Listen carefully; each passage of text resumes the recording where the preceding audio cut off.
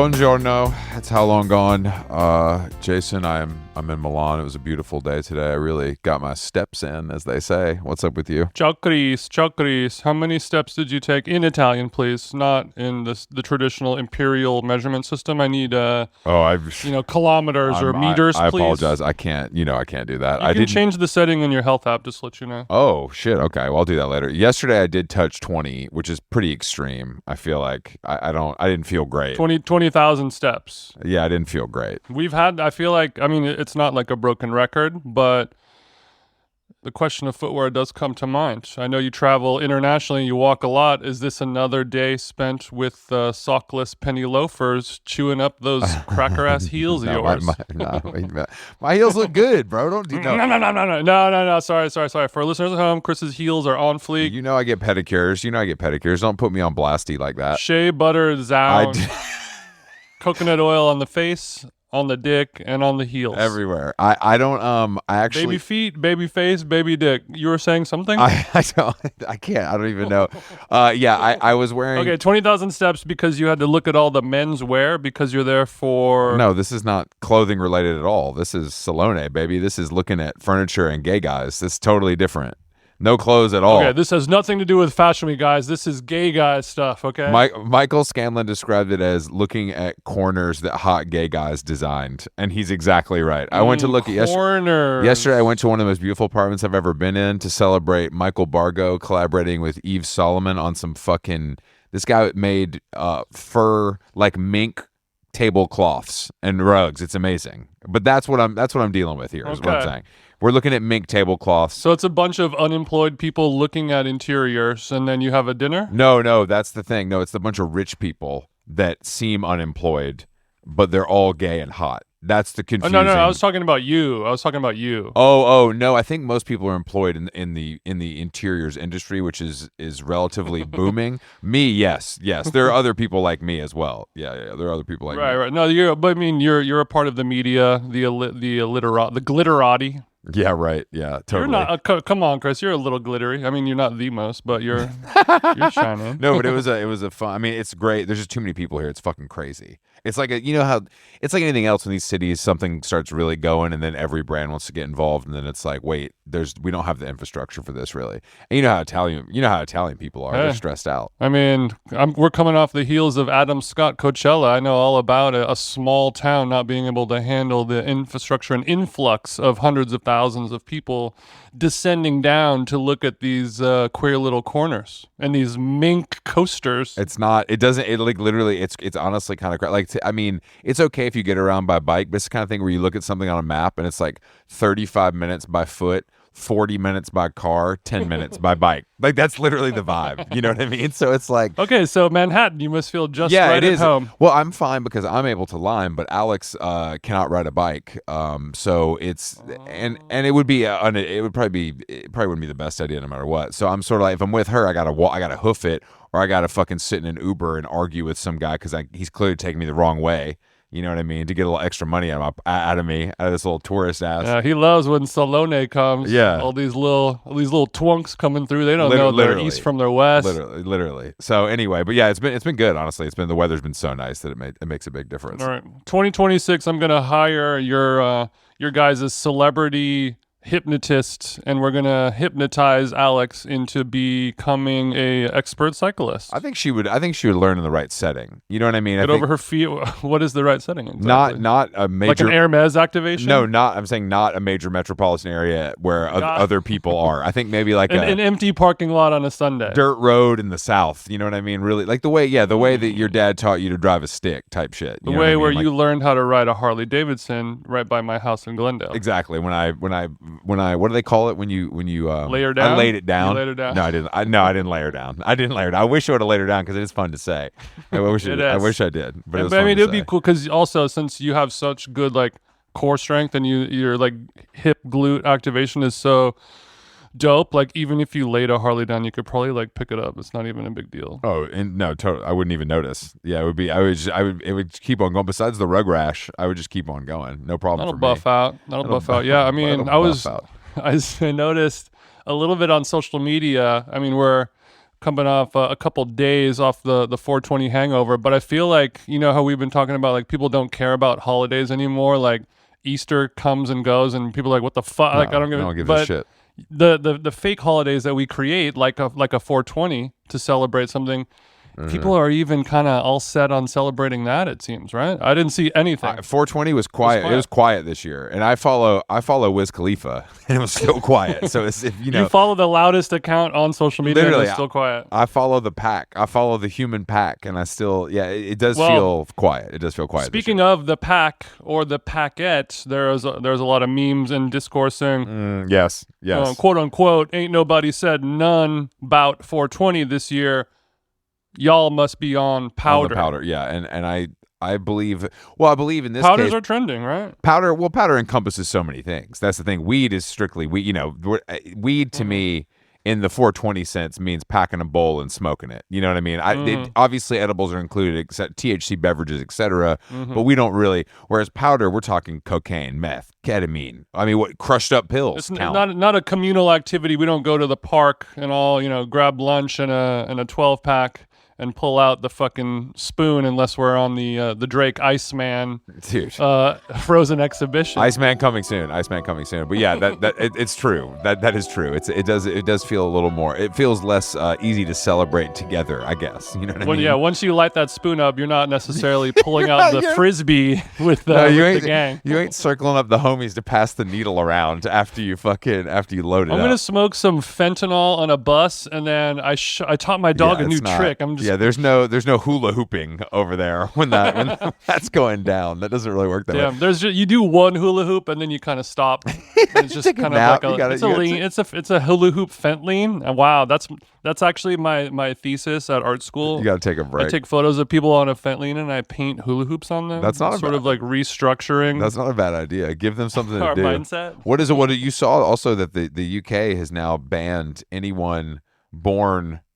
Did you see this? Like you can't buy cigarettes or vapes legally ever. They cut it off if you off. were born after 2008 or something, or 2009. Kind of crazy. It's very crazy. I mean, it's obviously not a big deal because I'm in Italy, wherever you can buy cigarettes as a baby, so it hasn't really the news hasn't hit here super hard. Mama. But that is Tabaki, mama. That is an insane thing to do. Like that is actually an insane thing to do. It's kind of, I think it's smart because there's truly no other way to do it than to do this, right? You have to, it reminds me of like one of David Cho's NASA movies where like, if you want us to like survive, we're going to have to like cut off this like wing that were like, there's two people in there and they were like too crazy and they didn't do the oxygen thing. And now we got to cut them off. Like, bye y'all. Like everyone, like we're on the ship. We're all going to die from lung cancer. And you can't. But there's no way, like, people love to vape and smoke so much, especially young people. Like, they're just going to 3D print their own fucking shit, you know? Yeah, like if you're in the UK and you want to smoke a cigarette, you can go into your nan's cabinet and get a Winston, or it's going to be old school where you stand outside of the Tesco and give somebody a 10. They spend $5 on a pack and give you, they keep $5. It used to be old school. Are you my dad? And now it's going to be like, can you buy me a case of it's not quite the same. Please? It's like when anybody goes to Japan, Tim makes them bring back a case of his cigarettes, the Pause cigarettes, which are beautiful, but he's really rich in those now because if you ask people, like, sure, it's the same thing. It's the same thing if you stand outside the tobacco store. But once we prohibit vaping and cigarettes, it's just going to create 11,000 black markets and. The cartels will win again. That's what I look at this as a cartel play. I think they're somehow involved in this. They're Patrick Radden-Keefe already has his outline written for this story that will happen in 7 years. Do you remember in 2026 when they banned cigarettes? But it is a crazy precedent to set. But I think you make a good point. It's like, well, you're either going to die or you have to amputate your leg. Which one do you want to do? You know what I mean? So you got to take the leg off if you want to live. They know that there's no way to control it other than full abolition of it, and you gotta. It's kind of smart because at a certain point, I guess you got to make a decision or not. Well, the question is it going to affect pint sales? You know what I mean? Because if you can't have a fag and a pint, what's the point? You know what I mean? What's the point of life? What's the point of this job? What's the whole thing? And it could get darker. That's a nice little segue into our guest today, who has put down the pint of Guinness and picked up the pint of Van Leeuwen. I think he mentioned, was it that or something else? But bringing the pints out means ice cream now more so than the Boddingtons with the lads. But yeah, we have a guest today. He's a friend of mine from Instagram that we started chatting a few years ago, and we've never really met or spoken. But he has a book, To Entertain: Instructions for a Dinner Party, and so far it's a great book. It's the kind of book that I would write if I were to write a cookbook. It's a lot of his personality and cool little stories and philosophies on how to live Personality is life. actually what turned me off. I was just there for the recipes. It was all the stories that kind of got me. You love his simple storytelling with his recipes. I've had Jago's food actually, and I love it. It's delicious. Oh. He cooked at Izzy's house one night. I've actually sampled the food. It was delicious, and he seemed a little messy. But we'll talk about his sort of his that makes it his hotter. station. Yeah, he's the type of chef where you want him to have like a large heavy towel, not a small kitchen towel, and it's sort of wet with the fats of geese and pheasant and liver and lamb. You know what I mean? He's killing birds we ain't heard of yet. All right, let's give him a call. What happened to your nose? No, it's a little nose strip that I use. I have like a deviated septum, so when I'm working He's got out, a deviated septum. This is the shit chicks say to get a nose job on the low. And I think Jason's gonna come back one day, and the schnoz is gonna be just a little bit smaller. I'm one of the more nasally people on planet Earth right now. I need this more than most people. This is me sort of. This is you denasaled. I have to. I mean, there's like I do need to get the surgery, but I've had like sinus and nasal issues my whole entire life. But it basically helps me breathe as if a normal person would be breathing instead of somebody who's handicapped like me. I'm sorry that you're like that. Did you say I'm sorry that you're like that? Yeah. Sounds. I got to be honest with you. You look like you might snore. I snore fucking so much. It's my Luana, my partner, wears earplugs. No, I'm terrible. I'm like a pig. Right, you're saying so she's strapped up with special earplugs wherever you go because she knows daddy's going to be sawing logs. Yeah. And are you oinking a little bit too with the snore? Is it a pig-like snore? I don't know. It's more like maybe like how you would imagine like a wild boar. I don't know because I don't hear it. She did once record it for me, and that was horrible. Okay. Sure. You're snoring like a stuck boar. Yeah. You have to do. You should because alcoholics classically. Someone in your life will film you at your worst and show you the video later. Happened. Just so that's happened. So I think it's time to do that with He's snoring. like, I have a folder on my phone actually of those. I think it's time to do that with snoring for you. Just to know what you're working with. You know what I mean? How bad is it? Do I need a snore intervention? Do I need a CPAP machine? You know what I mean? Like how bad is it? It's bad. I mean, I've done it. I'm just choosing not to remember because I think it would be too harrowing for me to dwell on. I wouldn't be able to go to sleep. Yeah, that's why I disassociate too. Yeah. Do you have acid reflux? I know that you don't drink anymore, right? No. But you still eat a lot of pheasant, so you must have some, the acidity. Yeah, I have. This is true. I have acid reflux as well. I've got a little thing of Rennies, which are like, I guess, like Tums. I don't know what you have over there. Okay, sure. Yeah. The little chalky tablets next to the bed. Yeah. Mm-hmm. Hey, nothing wrong with that. It affects. I like that. That's your blue chew. You got the Rennies next to the. All right. What are the Rennies? Are they pink? Are they multicolored the way Tums can be? Or are they just No? The blues are 5. The pinks are 20. We're a less joyous place. So they're like one color. If they're mint, they're white. But I actually have orange ones because it's like having a little orange candy in the night, like having a Fanta. Yeah, that's nice. You guys love Fanta. George was telling us that Fanta in the UK is just different, and I don't really understand what he means by that. Well, it's worse now. Like a Mexican Coke. It used to, I mean, because we have a sugar tax here, so all our fizzy drinks, soda pops, whatever you call them. Okay, relax, bro. It's not the 1950s. We call them Coca-Cola like men, is what we call them. No matter what the drink is, it's what a Coke. it is, no matter what it is. It's just Coca-Cola. It could be Pepsi, it could be Mountain Dew, it could be Dr. Pepper. It's Coke. Yeah. Okay, your Coca-Colas have more sugar in them. In our country, they banned putting sugar in drinks, and so everyone took them out, and they're all like they taste weird. Apart from an original Coke, which has the original recipe, but it's more expensive than any of the others. Mm-hmm. Oh, really? So the good shit costs more. It's a tax. It's a sugar tax. We're willing to pay, but I mean, it's better to have sugar we need a high fructose corn syrup tax more than we need a sugar tax, but that's a whole other podcast. That's a geopolitical one right there. Mm-hmm. And this is We light, get right? super geopolitical with it. You know that. Mm-hmm. As it pertains to my foodways. Yeah, my southern foodways. I got to make sure they're clear. I've had you described by two different people as a southern gentleman. Wow, that's nice, actually. Two different English people. Oh, they're English. That's why.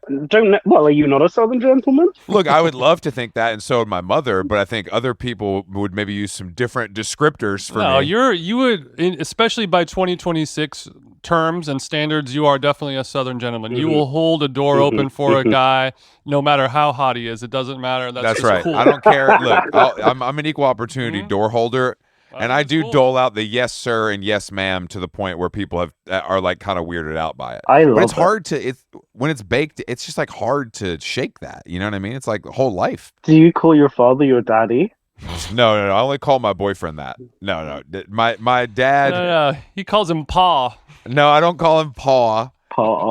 No, I call him dad. Straight up mom and dad. Don't get me wrong, in my family there's some wild shit. There's a meemaw and a peepaw and all that shit, but like nice. We don't in the black household we keep it pretty down the middle. Yeah, I can't even imagine what you call him. Daddy or Faza? Which one is it? Yeah, what do you call your dad? I call my father my father. Well, I don't know. I always refer to him in like the third person. I don't know. I don't think I've called him dad for like a long time. But do you say my father or do you just say father? I guess I kind of just like start talking to him. I don't know. I guess I. Father's meant to ring round 7, something like that. I'm not like we have a great relationship. I just talk to him. It's no big deal actually. I don't have to address him. I don't even have a father, so it's all good, guys. It's all good. I'm just sorry. I'm feeling out in the dark. I'm exploring the world. A deviated septum. No dad. Don't feel bad for him. If he was 5'8" and had a loving dad, he'd be worse off. So he's no good dad, to go. Deviated septum, big dick, big bank account. No ex. He's even got a Mercedes-Benz. I don't want to keep. I got a Benz and a Porsche in the parking lot. Deviated septum. Hair on fleek, nails on fleek. It looks like you're checking notes about how many cars you have on the video. You keep looking. He does. He keeps his affirmation journal in front of him while he podcasts. Mm-hmm. Oh God! I washed my beautiful car today. That's okay. So what do you call your mom? Mom or mother? I call my mother my mommy. To her, when I address her, I call her mommy. Mm-hmm. It's like an English posh thing, I guess. It is in English. No, for sure. And then when I refer to her in the third person, I call her my mother. Mm-hmm. Yeah. I think British mother father feels very appropriate, whereas for some other people it doesn't feel quite as appropriate. It's weird. I mean, I try not to refer to her as much as possible. I mean, sure. Do they think you're a freak, or are they on board with this whole thing? I think they're pretty proud of me. Actually, it's nice. They're very supportive. I'm doing okay. Yeah. I got a book. I think they should be. I just didn't know. Like, do you think I'm a freak? I love you. I'm saying that sometimes parents have a vision for their child, and when they don't do what they expected, no matter how successful they are, it's a little bit of that's nice. I could have become a lawyer, I guess, and maybe they'd be happier with that. They would like it maybe more if your book did not have the word cook in front of it. That's funny. It was just it's like a proper novel. Yeah, a novel for the ages. I think I care about that. I think I'm self-conscious that my book has the word cook in front of it. Well, the thing with that is, though, everyone tells me the only books that sell are fucking cookbooks. So it sounds like you're the next Alison Roman. You get your shit together. Inshallah. I wouldn't call this a cookbook, though. I wouldn't call this a cookbook. I would say it is Jago's guide to life with some lamb recipes. But I'm saying to you that classifying it as a cookbook is a recipe for success, no pun intended. Yes. Chart and sales wise. That's what I'm saying. New name for our food podcast, Chris. I'm saying that the only people I know that have made money that aren't famous writers. No, it's completely true. Are cookbook author, like off of published books is what I'm trying to say. It's very true. And I think I was listening. I was thinking about, there's this thing where they talk about your president and how in the 80s he was always upset that like New York high society didn't take him seriously. I feel like that at the moment. Mm. I'm like I keep like being in Vogue and like the ladies' papers and stuff, and I'm like I want to be in the proper grown-up newspapers. Like I want more book reviews. All right, so you're saying Vogue is the ladies' newspaper, and World of Interiors is the gay newspaper. So you're trying to Yeah. finally Well, get. you have to crawl before you can walk. We're gonna need a few L Italia stories about your butter sculptures before we get into how you are a true genius of our time. What are you looking for? Let's just talk. If you could look in the camera and talk directly to your publicist, what would you say to them right now? But what do I want? Yeah, what do you want? New York Times, Financial Times, the Telegraph? What are we talking about? What's on your mood board? What's on my mood board? Have you read The Secret? No, tell me about it. It's just where you visualize your success. So Oh, yeah, right. tape a copy of the Financial Times, to your ceiling every morning, and you'll get rich, kind of thing. I think it's also a thing about being English is that when you asked me to say what I wanted, I panicked and I couldn't think of anything because we don't do that. I remember the first time I was like with Americans who were like trying to do stuff in the creative industry, whatever, and they were like, "I'm doing this," like I've got this company, and it would be just like an Instagram page with 100 followers, but. People are like, what do you do? I'm like, oh, I guess I'd like write or something because we're modest. Sure. Yeah, low expectations, high delivery. I just write, it's, I don't know, it's like something like New York Times bestseller list or whatever. I don't know. I don't keep up with that stuff. I was best selling in etiquette books on Amazon for one brief moment. Etiquette books on Amazon, UK or? Yeah, etiquette books. I mean, it does have etiquette. I don't have a publisher, so yeah, UK. Wait, your voice just changed now. Whoa. Now you sound normal. Okay. Oh, it better? Yeah. Is that good? This is 10 times better. Oh, okay. Well, let's keep it like that then. I think they were dying. That's why it was weird. I did plug them in before. I was trying to be a professional. This happens sometimes when you were trying. When the camera battery is getting low, the flash ain't firing, right? It's a problem. We don't want you to do your best. We want you to do our best, okay? So next time you come on, figure it out. You're a sweetheart. Why do you think British people can't celebrate their success? Because this is a real thing, and you're having a nice moment right now. And you're not able to pat yourself on the back and celebrate a little. Generational trauma, Margaret Thatcher. What do we got? Yeah, I think we're like kind of like sort of perversely obsessed with failure and terrified of it. And so if you stop celebrating your success, you get worried that like it's not going to last, and then everyone's going to laugh at you. Maybe I'm scared that like my pants are gonna fall down. Sure, of course. You don't want to tempt fate. If you find the rare moment of success, you don't want to jinx it and have karma. Yeah, nip you in the butt. I was in a meeting with a new potential agent today, and I was having to do like a proper hard sell, and I'm like, oh, I did this, and afterwards I felt like retching. It was like it was disgusting, like boasting that much. I mean, I don't know if it's boasting if you were asked to tell the person who's going to try to make you money, but I see where your head's at. In that case, I think you're wrong, but I know what you mean. Yeah, you had to do your agent's job, but you only have to do it the one time. You have to convince them, and they can do it for you on your behalf for years to come, hopefully. Exactly, and I'm so excited about that. Like the thing that I'm most excited about is having someone to be able to do the fucking like being a mercenary and like being like, you need to give me money to make you a fucking cake for me. Yes, the having a third party for not even negotiations, but just for those little hey, I need the money to buy the food to cook for your wedding. You don't want to do that, so it's not. You could focus on. I'm running super low on flour. If you could kind of bank transfer me, that would be great. My radish knife is in the shop, so. And I have to go beg the miller to like kind of give me some extra flour. It'd be nice if I have someone else do that for me. You got a couple kilos on loan. With interest payments. Are you having a night Red Bull? Diet. To be clear, it's a diet Red Bull, sugar free. It's not diet caffeine. Yeah, it'd be cool if you learned that the thing that keeps you energized from Red Bull is not the sugar, but in fact the caffeine and taurine. But you're a night owl because, you know, having read your book, Chris and I live in America. We're in our 40s. I live in LA where people, you know, eat supper at 4:45 p.m. and are in their pajamas and their red light mask before the sun goes down. And you're saying, you know, if it's on a Sunday, they'll probably leave around midnight, so you want to make sure the dinner doesn't go down, you know, anytime after 9:30 or something like that. So is London and the UK still living on that late time frame, or are you just that young of a person to where you're still having these marathon meals and staying out all night?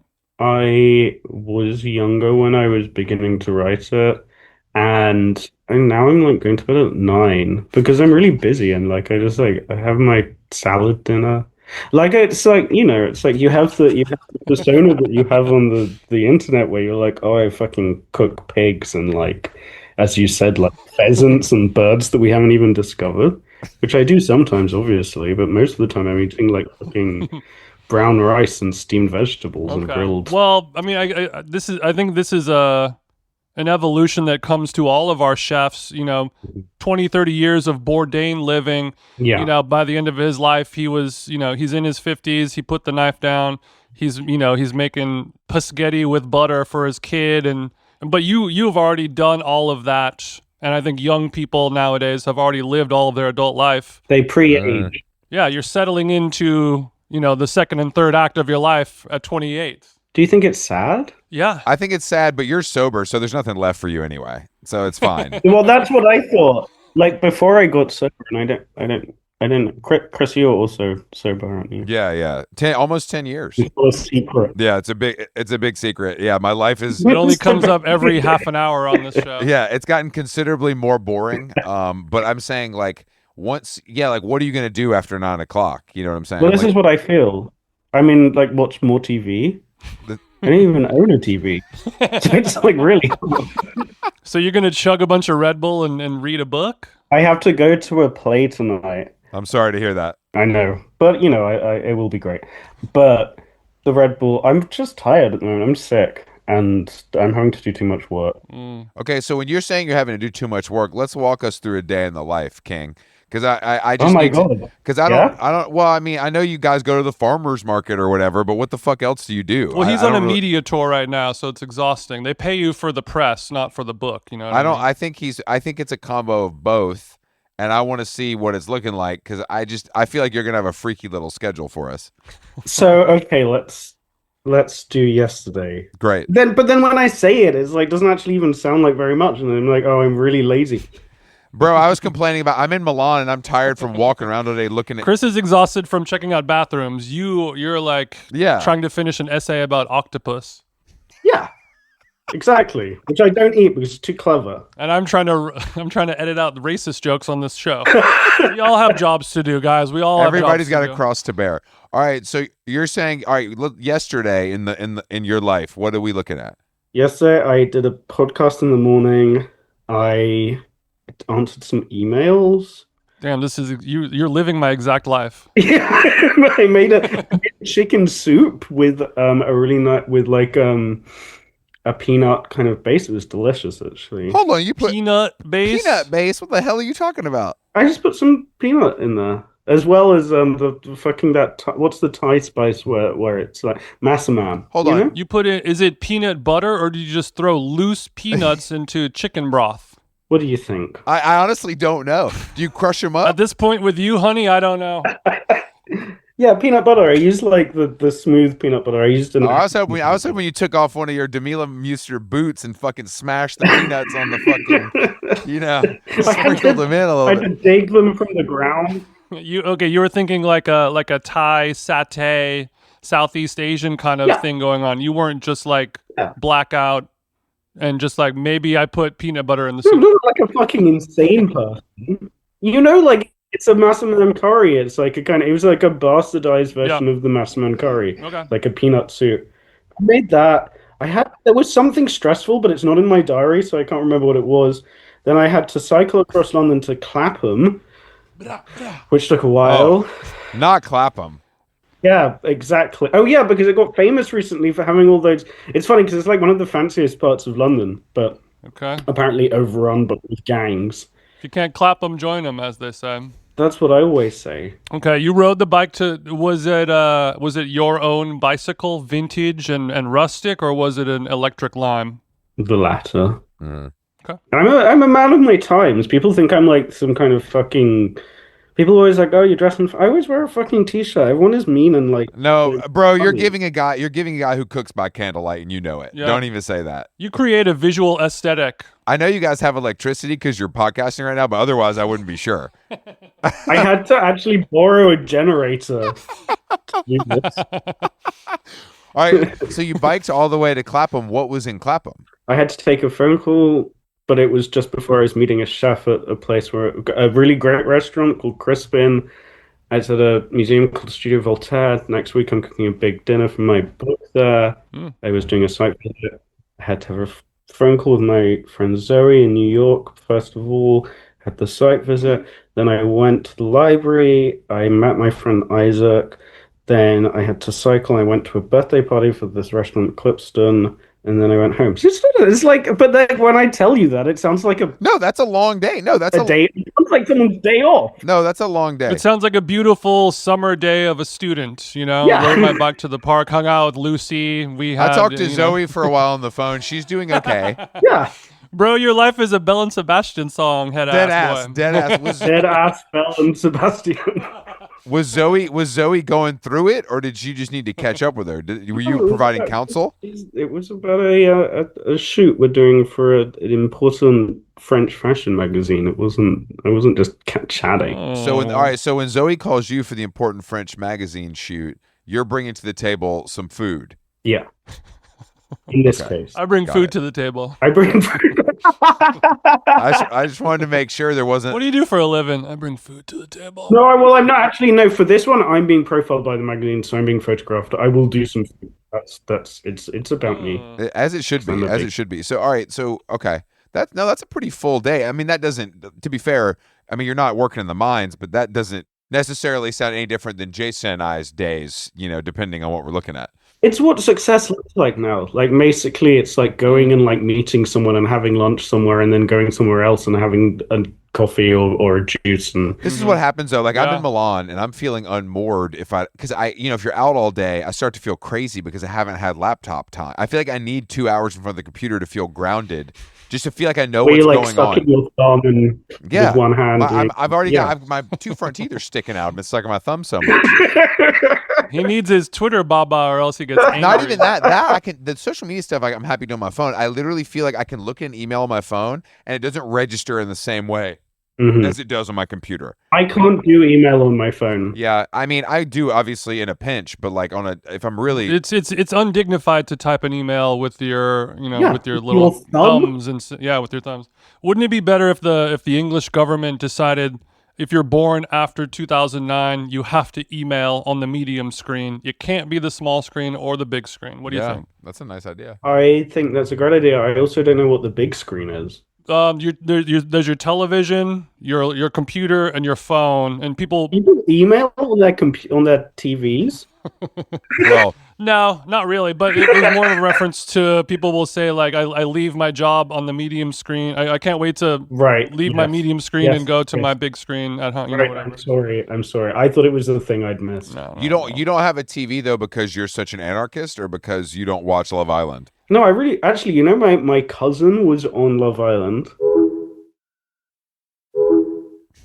On Love Island Australia, and she had the first ever same-sex kiss on Love Island. I'm very proud of it. Okay. Throw that on the wiki. So you're saying your cousin's a lesbian and she got tongued down on TV in Australia? I think she, at that point, was saying that she was bisexual. You don't have to be a lesbian to kiss somebody on Love Island, Chris. I've never watched that program, shockingly, but that's big.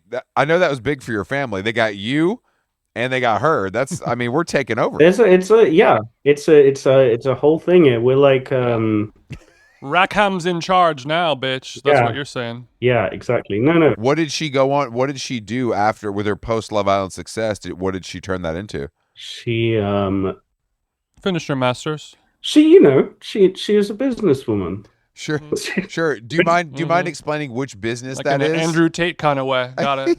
was making money. She was in the entertainment in business. The entertainment business. I understand. Down Australia too. I feel like you can get away with a lot down there. I feel like it's a fun place to be an expat. Long as you're white, pretty smooth sailing down there. Yeah, you're good to go. And I know she's white. It is. It is. It is. She's half Chinese, but Oh shit! Damn you! All right, all right. I'm sorry. I apologize. I apologize. no, I apologize for your cousin's race. yeah, you should I be apologize. sorry. You should be sorry, mother. I get to play that card. Yeah, payback's gonna be a bitch. I'm sorry. That was an English joke. That was an English joke because you guys are so white. You know what I We mean? are Like very white. physically. We Yeah, like physically. look at me. Yeah. You can't. The only reason you know that it's not my t-shirt, my skin is because it's got a. It's not because it's like tan. It's pink. It's like a pig. It's like a pig wearing a shirt. Yeah. Now, what happens if you guys go on holiday? What if you go to Spain with the family? You coming back tomato mode, or do you get a nice dark tropical I tan? wear Factor 50. I sit in the shade. No, I love being hot, but I burn Mhm. if I'm not very careful. Look, what about you, Chris? In the south, are you tanned? Yes. Yeah. Bro, I tan Yes. like a chick in the 80s in a bed that she paid for in a fucking strip mall. No, I mean, it's not that I don't burn really unless I'm like sitting on the equator. For a cracker-ass cracker, he does tan well, I will say. Yeah, I don't get super red. Okay, I'm sorry, Chris. I don't know. I don't know your source. I'm sorry. No, hey, look, it's totally fine. And I won't if we clear look, I'll call it even because I said the thing about your cousin, you said the thing about me. I think we're zeroed out now. Mhm. You know what's like? I can't remember that there's two of you. So whoever's made the noise last is the one I like. Kind of end up like nervously insulting. That's great. You'll get used to it after a while, don't worry. I'm like, oh, I'm with the big boys. I need to like make the jokes. Mm-hmm. So you've done some other low level podcasts, I assume. Are those more in the food space, or Did you you do are you Ruthie's this morning? Yeah, which pod did you do? you doing Desert Island Discs? And nothing compared to you. You'd be great on Desert Island Discs. I said that's a Thank good. If you. BBC, I know you're listening. Yeah, come on, BBC. You have to be like kind of like either a titan of industry, which in the UK means like you own the biggest like I know denture factory, or or you I know you wrote a book in the 80s. I'm not old enough for like Mhm. I do feel like when I look at that on my podcast app, I would say, and I feel like I'm pretty tapped in. Maybe 1 in 4 is someone I know. no. You know, maybe one, maybe. I don't understand the choices that they make. It's weird. You get like they will put like a senior civil servant on. It'll be like this person was in charge of like checking like weights and measures for the last 50 years. Me, definitely, maybe. I'm taking that with me. No Well, cap. if they're only booking old people, maybe they're just afraid of having to having to publish someone's like Biba Doobie as number 3 on their like we want it to This is be what I'm thinking about. Yeah, like what if someone did you guys hear of the Crazy Frog, which was like a thing that we had here? like the song "The Crazy Frog." Yeah. I Yeah. don't know what that is. You should look it up afterwards. But that was British culture when I was a teenager. It was important. And so like maybe people will be choosing that. I think the idea is that because that concept could work for anyone, they make it work for anyone. You know what I mean? Like it really is so simple You could that it's like, chatting to someone's grandmother yeah, everybody's got an opinion. and they'd be like, I love Michael Bublé and that one song from the Tchaikovsky opera, the like Dance of the Black Knight. Crazy Frog in F minor. I need to look up Crazy Frog because you guys got so much funny little funky shit over there. Chris, you know Crazy Frog. You know the Beverly Hills Cop song where it's like do do do do do. Oh, that's Crazy Frog? Yeah. It's just a cover of that song, but it's a CGI animated Yeah. kind of frog character from I'm looking it up. 2003. It was somebody on Eurodance. Oh, sure, created sure. this character.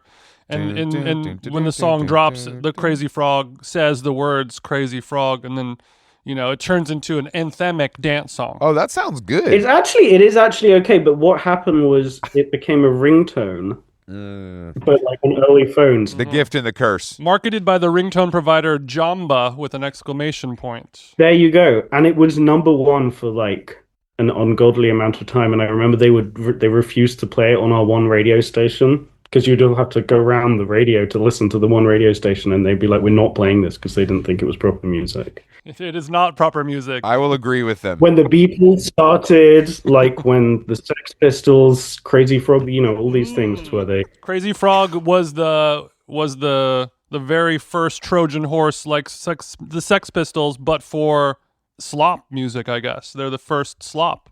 Yeah, actually, I think it was. It was the Sex Pistols for slop pistols.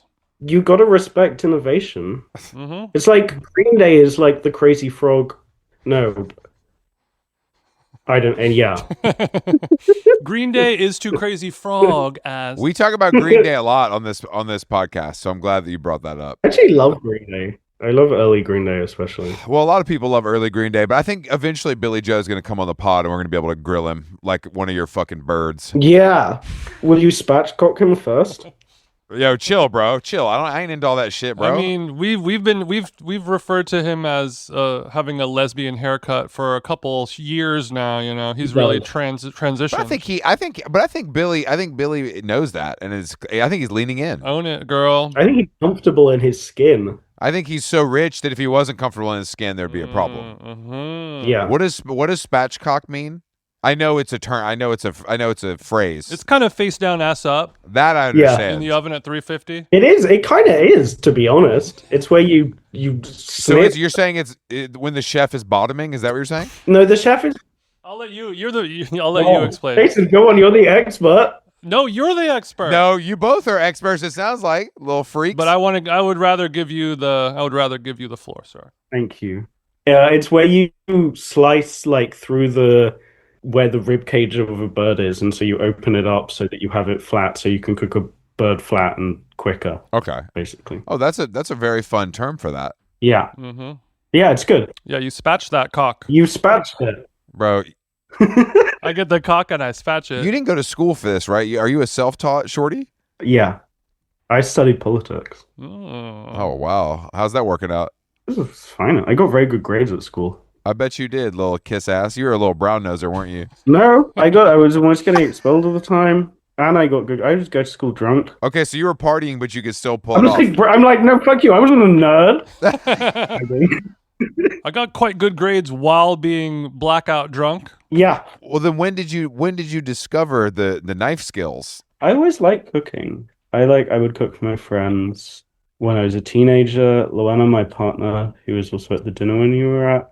Yeah. Her mom would play a lot, so when I'd go around there, I'd cook for her. You guys have been together that long? Since we were 13. What? Yeah, it's a long time. It's like medieval. And you still ain't put a ring on it, big bro? We've been engaged since we were like 21, and then it's this thing where we're like, okay, we just need a really a close friend to get a big house, because I don't want to rent a house, but I don't want to, Mm-hmm. Sure. We all want that. Book Advance was good. It wasn't that good. Yeah. Yeah, I get it. What am I going to go to, like, Butlins? You don't know what that is. What is that? Butlins? Butlins is like a camp where you go, like, for people and their families to go and, like, I don't know, have fun by the seaside. That sounds pretty good to me. Sounds like a fucking J. Crew activation to me. It's lovely. I mean, if I described it properly, I would sound classist and horrible, so I'm leaving it there. So you're fine. You guys are fine where you are, and she's not putting the heat on. She hates me. She's like, come on. Well, yeah, that's all good. That's all good relationships. Yeah, we're pausing that while I ruthlessly pursue success, and then I have to get back into like trying to understand how to be a loving partner. You're like, babe, I need a couple years to ruthlessly pursue success, and then I'll get right back on it. I'm super. Oh no, it's like absolutely true. I mean, you gotta. But what do you do when you're in that mindset, but you're the one who goes to the kitchen to make the sandwich? We need to have some balance in this relationship. You're supposed to be hustling and grinding. She's doing your laundry, rubbing your feet, making you a sandwich, doing the dishes. But if you're doing all of it, what's she up to? Painting. Yeah, painting. That's true. Okay. I think she looks pretty. There you go. She's really beautiful. It takes a lot of time. It does. You live with a woman, it's a lot of effort, and I kind of look a mess all the time. She chooses my clothes, which is nice. I'm like, I was like, I'll choose what we eat, but you have to shock for me. Oh, I mean, our lives are. I mean, I joked before that our daily diary entries are quite similar. You know, do a podcast and Yeah. have our missus pick out what we're gonna wear to school today, and then I have to make the yummy supper. But Yeah. I feel like you have a good sense of style yourself, though. Is it just something that she's better at, or does she just really love it and you let her do it? Or are you shit at dressing? No, I mean, well, because I just wear like the same thing every day. I just wear like a jacket and trousers of the same color and a white t-shirt. But Mm, if I want to do anything more interesting, then I'll like. Also, I guess I don't. She doesn't choose what I wear every day. But if I would never want to buy clothes without her being like, "That's nice." I feel lost. I mm, got this brand gave me a suit because I did a thing with them, but I haven't gone and picked it up yet because we haven't made our schedules work so that she can come and hold my hand when I choose mm. the suit. Like, Chaperone. What brand is this? it's called Drake's. Yeah, we know Drake's. I mean, you can't really go wrong there, but I feel like you sort of are a darling of the fashion world. So I feel like maybe this is not the first or last free suit Daddy's getting. I hope not. Come on, you don't. It's nice to have some clothes. I haven't got any of your clothes. No, it'll be nice to eventually stop getting paid in suits, though. I don't like. Yeah, yeah, exactly. You have a whole You're saying you prefer legal tender over garments for payment. Combination of the two is nice too. combination. I think a combination because like there's only so much you can tax back before it gets like suspicious and Mm. Hmm. like I don't know the Drake suit for instance. Like I don't know whatever £2,000. I'm not gonna. I wouldn't buy a suit for that much. So it's kind of fun. I agree. Yeah, definitely. Oh, for sure. Yeah, yeah. And you deserve it. You know, you'll look great in it. It'll be nice to have. Thank you. You're a sweetheart. And shout out to the good people at Drake's. We love those guys. I pulled some notes for the book. I was reading it this morning in the sauna, and I feel like How do you read a book in the sauna? Doesn't it get damp? well, it's an infrared dry sauna, not a steam. Okay, sorry. It I does don't... get the book does get damp for sure, just from like my sweat and stuff. But the sauna itself is dry. But Okay. Chris, not a big food cooking cookbook guy. He's a book collector, but I feel like the opening line of your book is very Chris coded, quote unquote. Dinners are not about the food; they are about the people at the table. And I feel like we're almost, we're almost getting to a post food Yeah. dinner world now. No, because people are so perversely obsessed with food as well at the same time. Yeah. Like, to be real with you, what I've been thinking about recently a lot is the weird way that like the interest in food is about two things. On the one hand, it's like it's because it's not technological, like it's not being on your phone. Mm-hmm. Actually, at the same time, it's like all about Instagram. Yeah. Yeah. Well, that's kind of what I was talking about more so, like is the modern definition of a quote unquote gourmand somebody who's good at documenting food that other people make on social media, versus like the traditional whatever 50 years ago being I don't somebody know, yeah, who probably a bit. was almost sexually obsessed with food. Did you watch that film, The Taste of Things, the French film about cooking? It was Mm. really, It's a documentary about you. yeah, well, I I watched think it that was shit. like over sentimental trash. But anyway, the gourmands in that were like the worst bores ever. They're like, oh, this French cook is like opening a new restaurant. He's like a genius. He's like the Napoleon of the kitchen. Mm.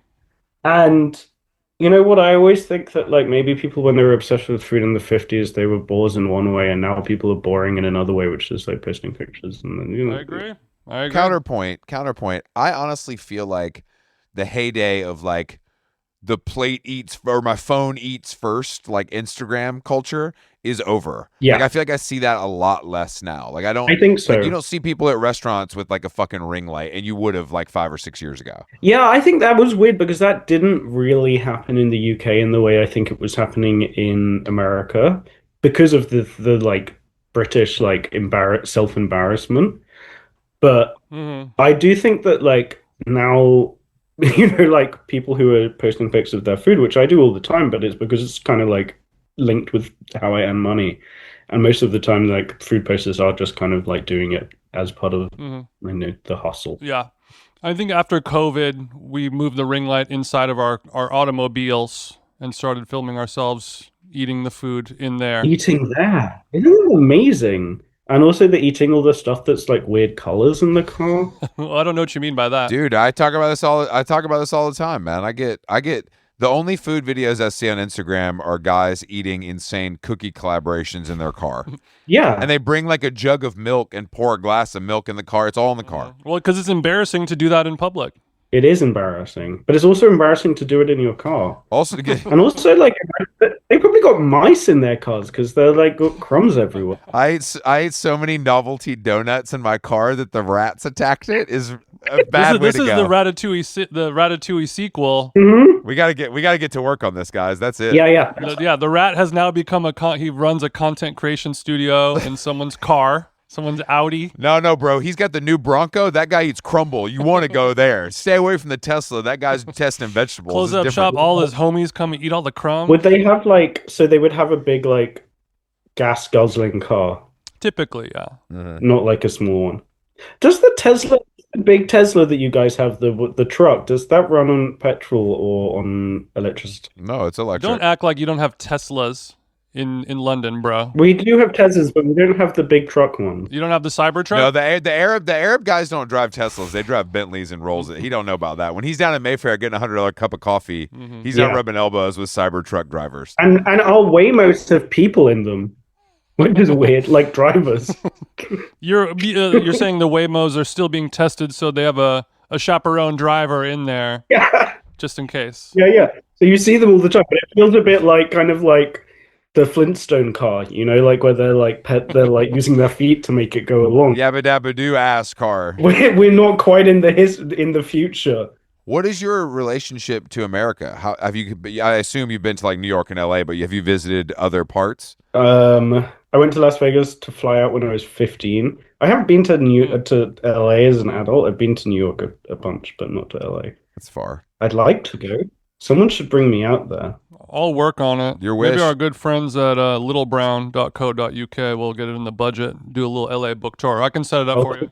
That .uk part's going to be a hurdle. You know what I'm saying? Just budget wise, just trying to unlock some stuff, move some things around. You know what I mean? Like you've sold 50 books. Yeah. But you can get it. No, you can get it in America, right? No, Oh, you it's can't. not published there. Okay, I thought maybe. No, I know. I was like, I didn't tell you before we did this because I was worried you'd be like, wait, it doesn't even. No, I don't give a shit about that. We don't care if this helps sell your book at all. Well, luckily we speak English over here too. The only I mean, I like how unapologetically British it is. How all the timings and measurements are in centigrade and. That's like what the rest of the world does. Okay, Yes, okay. yes. Bro, I'll hang up this. I'll fucking close the Zoom so fast. You start telling me about. Yeah, but if you're, I mean, slow roasted salmon, 2.5 hours at 140, I'm thinking the thing's gonna come out black. How does that sort out? I don't get it. Yeah, someone else said that, but the temperature is really low and it's got a lot of butter in it. Mm-hmm. If it's a big salmon, I think it's fine. Our salmon Okay. are fresh caught here. No, that's 284 degrees Fahrenheit. Okay, I see that. Yeah, Okay. you see, it makes sense. Like if it's foiled, it's wrapped, like it goes really quickly. Mhm. Bro, I don't have 2.5 hours from my house to Mm-hmm. smell like fucking fish, though. Let's keep it a buck. No, because salmon doesn't like smell like fish in that way. Also, because I know what you mean. Like it's like when you fry it, it will smell more oily because of like I don't know how it releases. But when you roast it like that, it's not as bad. Because I wouldn't want that either. The aerosol release. Although when I originally cooked the 2.5, that salmon, it was with these like gigantic salmon, which were like I don't know what your weights and measures are, but like if you had like Ironically, tell me in pounds, please. 50 pounds, and but that's our money, so that's confusing.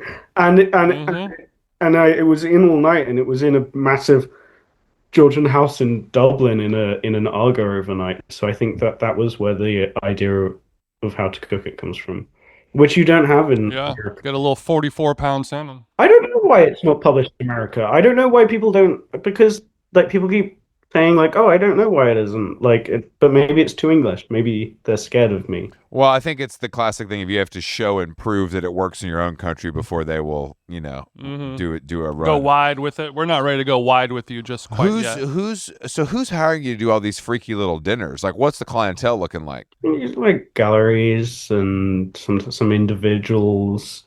Who's the most famous individual? The Queen. Bro, hold the fuck on. You're telling me that No, not really. She's dead. but I know she's dead, but I thought maybe I thought you were making a joke about some sort of royal family, you know what I mean, wanting some. So you've prepared a royal meal? I prepared no, but I prepared meal for minor aristocrats, but they don't have any money, so British you is wouldn't. full of minor aristocrats. That doesn't really count. Yeah, You know what I mean? exactly. That's No, I don't know my client list. My client list is both much better than it appears on paper and also probably like embarrassing, which is why I'm trying to get an agent to shop me around more so I make some money. those things just seem so stressful to me. You know what I mean? Because you're always in a new location. Yeah. I assume you have a team you bring with you that's the same, but everything else sort of is variable. But I design a menu like based on what the kitchen is there rather than the other way around. I will like if it's far away, I'll get a video or I'll do a site visit before, and then I'll be like, okay, I can do this because I've like cooked for like 100 people in a tent on the top of a big hill in with like 2 gas burners. Then you're like, okay, well, I'll cook what works for that instead of being like, okay, I'm gonna roast a salmon. Yeah, makes sense. Well, I can't wait to hire you for a dinner one day. I want that. It'll be a discounted rate, but we'll figure it out. I'll do it for free. No, don't. No. Exposure. We got to pay for materials though, Yeah. I don't know. Maybe I'm. because I ain't got time to go to the farmer's market. So like, I'll give you my credit card or whatever, but I can't really be going down there. I'll take your credit cards, and I'll just take your credit card. That's how we'll do the payment. That's the answer. Yeah, take the credit card. I'll give it back when I feel like it. He'll know which saffron you'll want the most, Chris. Don't worry. Oh, I know. Yeah, what did you cook when I ate? What did we have at Issy's house that night? Do you remember? I heard you saying when you were doing the intro that I was messy. The kitchen was look, you were spread out in there. Let me say that. It's a different. You were spatchcocked in there is what I'm saying. That kitchen is really hard when there's a party because there's like 12 people standing in the kitchen. I'm not saying I'm not disagreeing with any of these factors, but I'm saying I like a clean personally in my restaurant. So you didn't do a site visit before going because I thought every kitchen you go into and you cook the meal according to that. I'm just kind of confused now. This is like firing line. I'm just saying you just said that. Is that a contentious British? You literally just said that, so I'm trying to understand. I'm just trying to understand, big bro. It was fresh on the mind. I was cooking with my buddy, so I wasn't. If it was a professional kitchen, I would have an assistant. It would be clean. I cooked like a variety of different flat fishes, didn't I? They were delicious. No, I remember it all being very good. It was like turbot, I think. Yes, a classic turbot. Yeah, a classic. Do you have a turbot pan? No, I'd love one though. Isn't that a beautiful thing that they have the diamond shape? Is it shaped like the fit? Is it? Oh, Yeah, I didn't know that. So beautiful. Yeah. It's so that that's cool. It's sort of the final boss of copper cookware. I would say is exactly. It's like the most unitasker thing. Like you pull it out once every 4 years. It costs $1,800. I mean, you could roast anything you wanted in it. It's true. But the shape is particular. That could be good for an editorial. Yeah. Something random in the turbot pan? You joking? Chicken in the turbot pan? Now I've heard everything. I'd be on the news. You fucking joking? They'd be like scandalized. I'd be like the Sex Pistols. I'd get the vapors. The food community would come for your damn neck. That's for sure. All right, so we had some fish, and I feel like there was a salad that I liked too, but my memory is failing me. No, you're right. It was a salad. It was I believe it was either radicchio or puntarelli. Radicchio. And I think there were some roast potatoes, and then afterwards we had some trifle, I believe, which is kind of like an English tiramisu. I brought my own water to that dinner. I came with 2 big Avions for myself because I was thirsty. I just wanted. And you were talking to Yassi. Yes. And I was like, you both are podcasters, right? Because you were podcasting. It was crazy. Like where you were talking. When two people that have podcasts talk to each other, that is technically a podcast, whether mics are there or not. That's honestly true. That's and then everyone else at the table, it's sort of understood that you will be quiet and only observe. Oh, we just watched.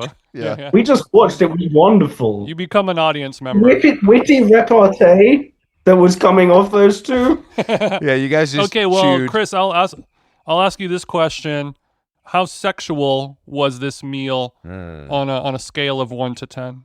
I would say this setting was too friendly. Yeah. It was probably a 6, 7. Yeah. But I didn't know anybody there except Issy and Yasi. But everyone was friendly. Oh, totally. I'm just saying it wasn't. I wonder how other people would answer this question because I don't know. You know what I mean? I don't know them. It was. I don't think it was particularly sexy.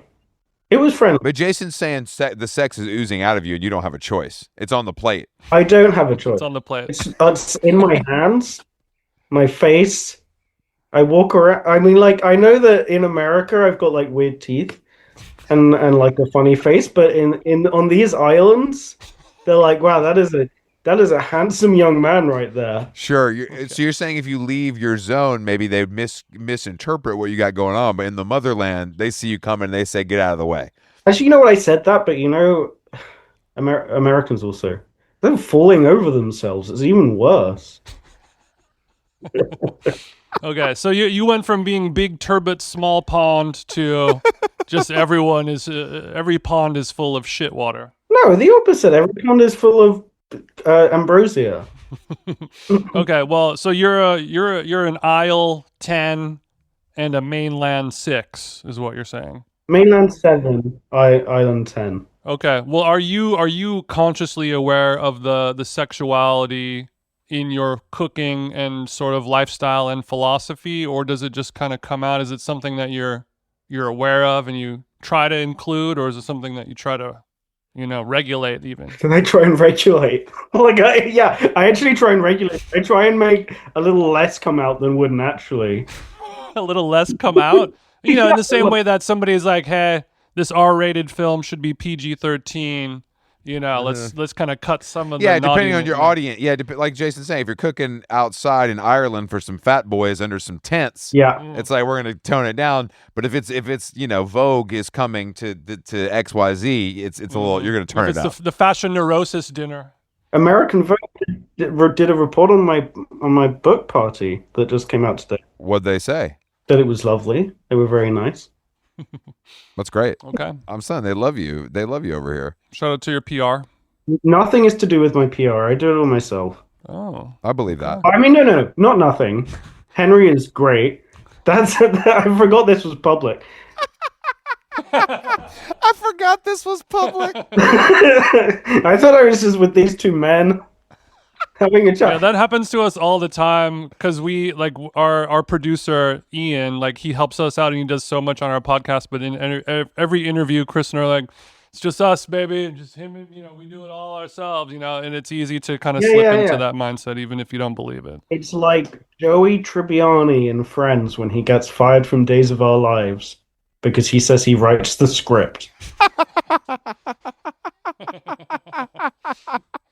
No, I kind of do it all. I actually just exactly. I kind of handle it. I kind of handle it myself. God damn it. God damn it.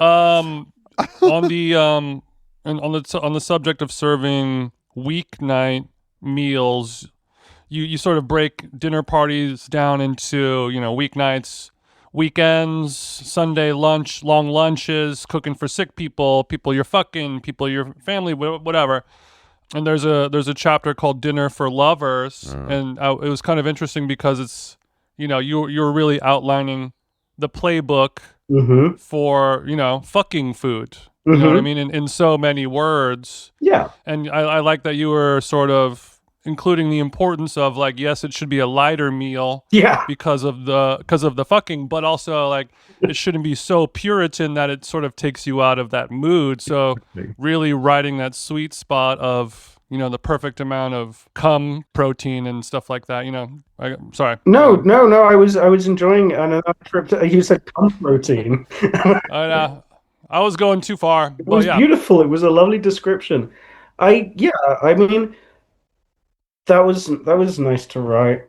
I think food is obviously inextricably linked to the erotic because it's also kind of disgusting, and the erotic is kind of disgusting. Mm-hmm. I think about that a lot with foods that have nasty smells and pungent flavors, and it's just I should not be eating this blue cheese. Everything about me is saying not to have this calf's brain or whatever, but damn, I want it.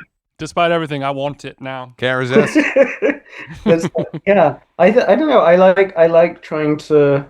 I think that's a good example of like actually telling someone how to do it. Because I think if you were like a young person and you wanted to have someone around for a date, maybe if you're not like me and you don't have like immediate natural riz, maybe having a book how to tell you is good. Yeah, you're saying young people learn from my mistakes. He Yeah, doesn't have any. Admire my riz. just pure success, 100% success. Oh, okay. But I mean, I've definitely cooked a lot of sexual meals that and mistakes were made. You have to sort of learn the hard way. No, of course. But thanks to creators like you, many of our young people don't have to learn the hard way. Which is that good or bad? It sort of goes back to our aging prematurely conversation from the beginning. Well, no woman's gonna go to a guy's house for dinner at this point. They're too afraid. You got to take them to a restaurant. Mm-hmm. You can't do this anymore. Maybe in England, in America, if you ask a woman over for first date to cook and you're gonna cook, Not first date. Not first date. third date, fifth date, they ain't gonna What do if it. you have a well-established DM convo? with No, we know each other. We've talked a lot. We matched on it. We matched. I didn't just pick her up at the Pizza Express. I mean, things. We've been married. We've been dry brining for quite some time. Whenever I hear you guys, I always admire the sort of the breadth of knowledge you have for English culture. Like Pizza Express, it's beautiful. It's perfect. And neither of us you. have ever eaten there, but it's a mainstay on many corners. A logo that I admire, but I've Great never. logo.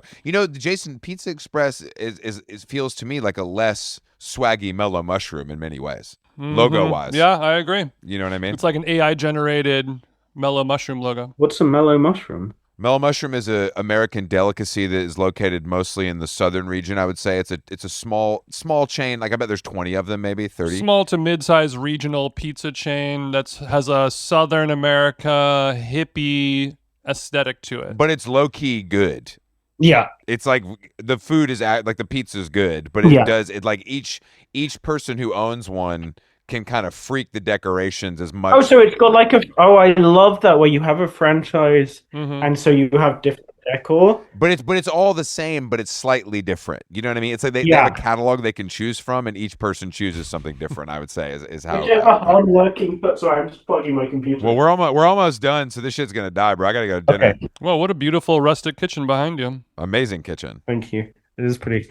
You can check it out on the internet as well. Yeah, I feel like I feel like as a person who doesn't cook, I'm very jealous of the knife holder things on the wall. I've always thought those look quite cool. They're good, and also I always think that if there were like zombies or roadmen coming in and you needed to grab like something to do. I have never in my life seen roadmen before, but I thought for you guys, this is the right place. Look, the problem with having all of your murder weapons hung in plain view in the center of your room is those roadmen can use those knives on you. Yeah. I have 50 drawers in my kitchen. The killing knives are only in one. By the time they get to them, roadman dead. You guys should check out guns. It's a lot easier. It's like a lot. That's the other problem. I mean, it's like putting your gun on the dining room table. You're asking to get shot. Last time I was in America, I got to go shoot guns with this hillbilly up in the Catskills.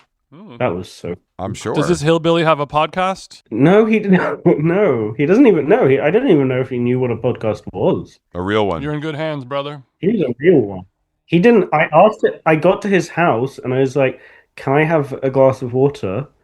And he was like, "What are you, a queer?" Yeah, he called me a queer, and and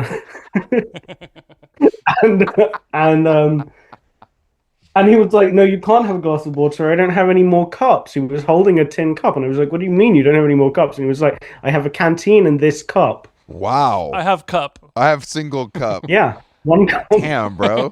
That sounds like me trying to get my flour rations. Yeah. How did you incorporate the feeling of gunfire into the bedroom later that night? I wasn't traveling with a sexual partner. With a lover. Got it. I just masturbated and listened to the sounds that I'd recorded earlier in the day. Sure, of course. Nothing like a gun Sounds going like a off. Bjork song. Yeah, it gets you on Chubb real quick.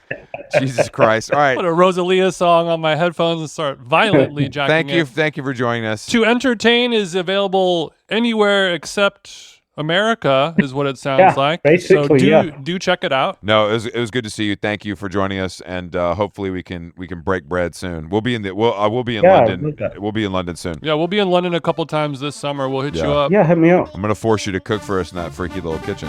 Yeah, I love that. Have a good time at the theater.